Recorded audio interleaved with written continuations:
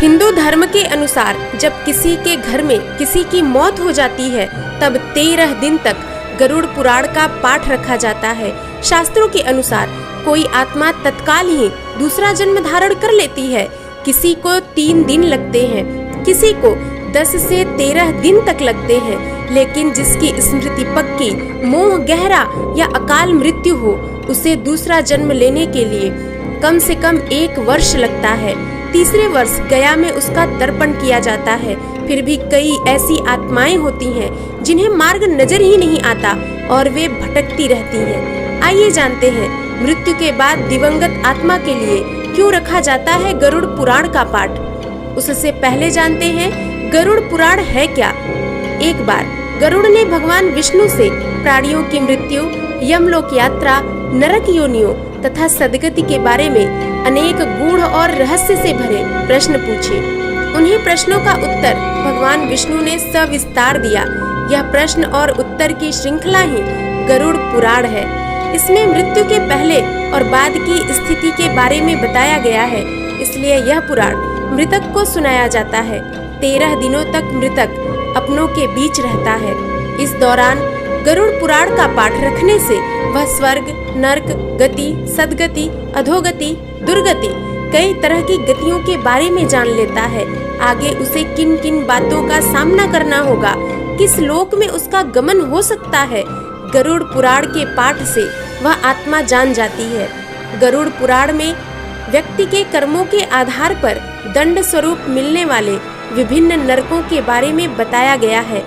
गरुड़ पुराण के अनुसार महिला को अपने पति से दीर्घ काल तक दूर नहीं रहना चाहिए, यानी किसी भी महिला को अत्यधिक विरह से बचना चाहिए।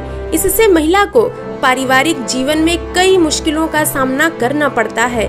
सुरक्षित व सम्मानजनक जीवन बिताने के लिए अच्छा है कि वह अपने पति के साथ ही जीवन बिताए।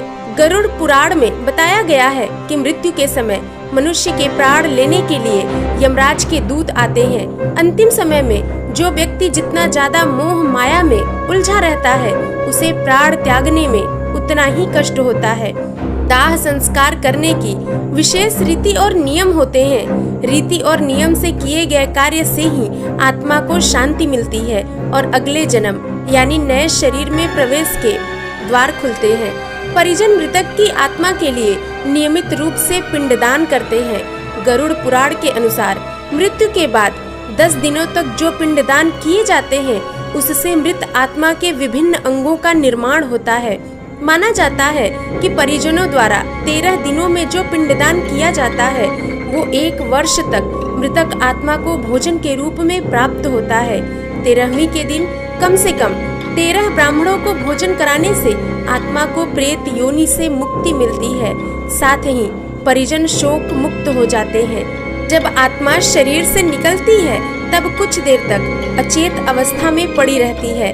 आत्मा को इस प्रकार का अनुभव होता है जैसे कठिन परिश्रम से थका हुआ मनुष्य गहरी निद्रा में होता है, लेकिन कुछ पल में यह अचेत से सचेत हो जाती है।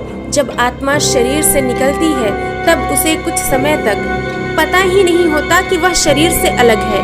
वह उसी प्रकार व्यवहार करती है जैसे जीवित अवस्था में उसका व्यवहार था।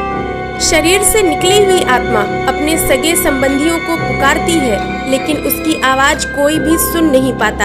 आत्मा सबसे कुछ कहना चाहती है, परंतु उसकी आवाज उस तक ही रह जाती है, क्योंकि अब वह अभौतिक है। मनुष्य तो सिर्फ भौतिक चीजों को ही महसूस कर सकता है। हिंदू धर्म में अगर किसी की मृत्यु सूर्यास्त के बाद होती है तो उसके शव को रात भर घर पर ही रखा जाता है और अगले दिन उसका दाह संस्कार किया जाता है। इस दौरान मृत शरीर को रात भर घर में रखा जाता है और किसी न किसी को उसके पास रहना अनिवार्य होता है। ऐसा माना जाता है कि यदि रात में ही शव को जला दिया गया तो व्यक्ति को अधोगति प्राप्त होगी, उसे मुक्ति नहीं मिल सकती। ऐसी आत्मा असुर, दानव या पिशाच की योनि में जन्म लेती है। मृत शरीर को अकेले नहीं छोड़ने का सबसे बड़ा कारण यह है कि अगर शव को अकेला छोड़ दिया जाए तो हो सकता है कुत्ते बिल्ली नोच खाएं, और गरुड़ पुराण की माने तो ऐसे में मृत आत्मा को भी यमलोक के मार्ग में ऐसी ही यातनाएं सहनी पड़ती हैं। इसके अलावा यह भी माना जाता है कि अगर शव को अकेला छोड़ दिया जाए तो उससे बदबू आने लगती है। ऐसे में जरूरी है कि वहाँ कोई न कोई व्यक्ति बैठा रहे और धूप या अगरबत्ती शव के चारों तरफ लगातार जलाता रहे, ताकि शव से आने वाली दुर्गंध चारों तरफ ना फैल सके। इसके अलावा मृत शरीर को अकेला इसलिए भी नहीं छोड़ा जाता क्योंकि माना जाता है कि मरे हुए आदमी की आत्मा वहीं भटकती रहती है और अपने परिजनों को देखती रहती है। ऐसे में कहा जाता है कि मौत के बाद शरीर आत्मा से खाली हो जाता है, जिस वजह से उस मृत शरीर में किसी बुरी आत्मा का साया अपना अधिकार जमा सकता है। मृत्यु के 13 दिनों तक आत्मा अपने ही घर में रहती है। जब 13 दिन की रस्में पूरी हो जाती हैं, तब आत्मा को यमलोक ले जाया जाता है। रास्ते में 3 अलग अलग लोकों के मार्ग होते हैं। पहला मार्ग देवलोक, दूसरा पितृलोक, तीसरा नर्क का होता है। व्यक्ति के कर्मों के हिसाब से उसके लोक का निर्धारण किया जाता है। गरुड़ पुराण के अनुसार तुलसी पत्र और कुश का प्रयोग व्यक्ति को मुक्ति की ओर ले जाता है। संस्कारों को शुद्ध रखने से और भक्ति से व्यक्ति के दुष्कर्म के प्रभाव समाप्त होते हैं और व्यक्ति मुक्ति तक पहुंच जाता है।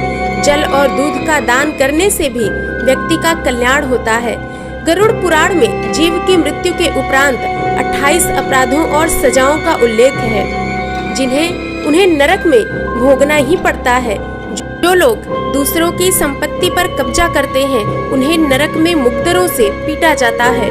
जो पति पत्नी अपने रिश्ते को ईमानदारी से नहीं निभाते, उन्हें रस्सी से इतना कसकर बांधा जाता है जब तक वह बेहोश न हो जाए। जो लोग दूसरों के अधिकार छीनते हैं, उन्हें जहरीले सांपों से कटवाया जाता है। जानवरों की हत्या करने वालों को गर्म तेल में उबाला जाता है। गरुड़ पुराण में उपदेश दिया गया है कि किसी से धन का लेन देन करें तो स्पष्टता बरतें, उधार लिए धन का पूरा भुगतान करें। गरुड़ पुराण में हमारे जीवन को लेकर कई गूढ़ बातें बताई गई हैं, जिनमें ज्ञान, धर्म, नीति, रहस्य, व्यावहारिक जीवन, आत्मा, स्वर्ग, नर्क तथा अन्य लोकों का वर्णन है। इसमें भक्ति, ज्ञान, वैराग्य, सदाचार, निष्काम कर्म की महिमा के साथ यज्ञ, दान, तप, तीर्थ आदि शुभ कर्मों में साधारण जन को लगने के लिए अनेक लौकिक और पारलौकिक फलों का वर्णन किया गया है। यह सभी बातें मृतक और उसके परिजन जानकर, समझकर, अपने जीवन में उतारकर अपने जीवन को सुंदर बना सकते हैं। दोस्तों, यह वीडियो आपको कैसा लगा? कमेंट बॉक्स में अपने सुझाव जरूर लिखें। चैनल को सब्सक्राइब करें, वीडियो को लाइक और शेयर करें।